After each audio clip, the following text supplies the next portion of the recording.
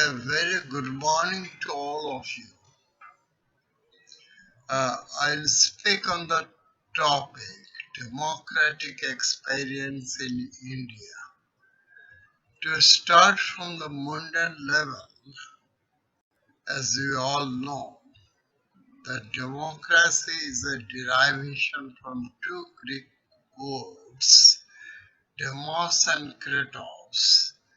The former means the people and the latter means power. Therefore, democracy means the power of the people.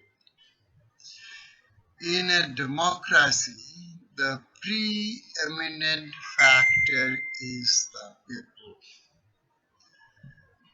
The city-state system that existed in ancient Greece between 422 BC and 322 BC was considered as a great model of democracy by the Western thinkers, political scientists, and scholars alike.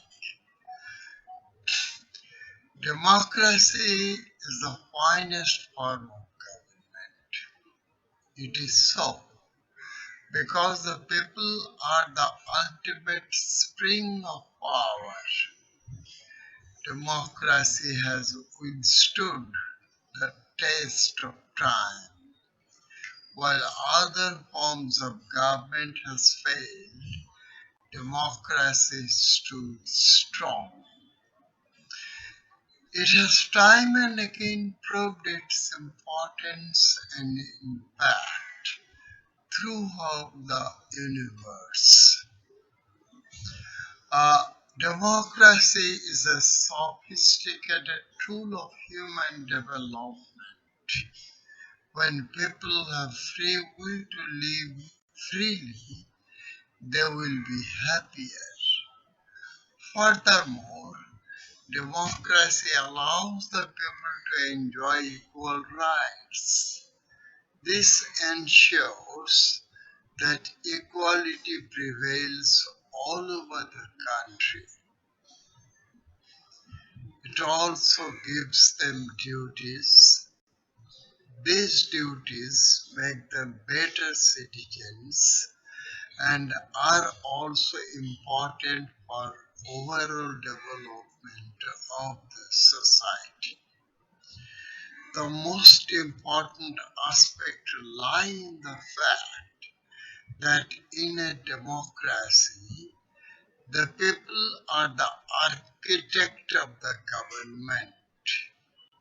In addition, democracy allows people of various religions and cultures to exist peacefully. It makes them live in harmony with one another. People of democracy are more tolerant and develop the temperament of accepting each other's differences. However, if we come to Indian democracy, India is considered as the largest democracy in the world. After the rule of the British ended in 1947, India adopted democracy. In India, all the citizens who are above the age of 18 enjoy the right to vote. It does not discriminate on the basis of caste, creed, gender, color, or anything else. After attaining independence, India became a democratic republic on 26th of January 1950 by introducing its own constitution. The Constitution of India, which came into force from January 26, 1950, declares India as a democratic republic. If we look to the Indian democratic experience from the perspective of election, we can see that there have been several phases. During the period of 1952 to 1967, one single party, that is the Indian National Congress, was in power both at the center and also in the states. It captured the largest number of seats in all the elections till 1967. Professor Rajni Kothari termed it as the Congress system. The position of the Congress party till 1967 was absolute. But the 1967 election brought a radical metamorphosis.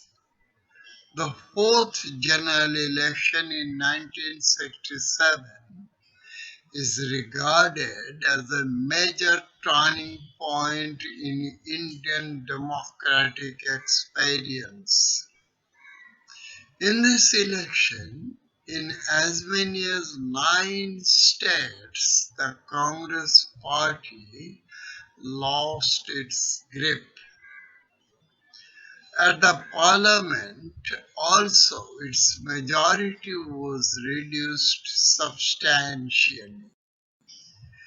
Then in 1971, midterm election again, the scale was tilted in favor of the Congress party and it could secure 352 seats out of 518. In fact, in view of the fourth general election, the coalition politics in India left a very bitter experience due to internal strife and difference of opinion of the political parties. But after the emergency was declared, the people turned their face from the Congress party and voted in favor of the Janata Party, the combination of 5 opposition parties. It was perhaps due to the horrifying experience of the emergency that the people voted against the Congress party. It was in fact a child of emergency which was promulgated by Indira Gandhi in 1975. But this coalition experiment was an utter failure because of personal and factional rivalries.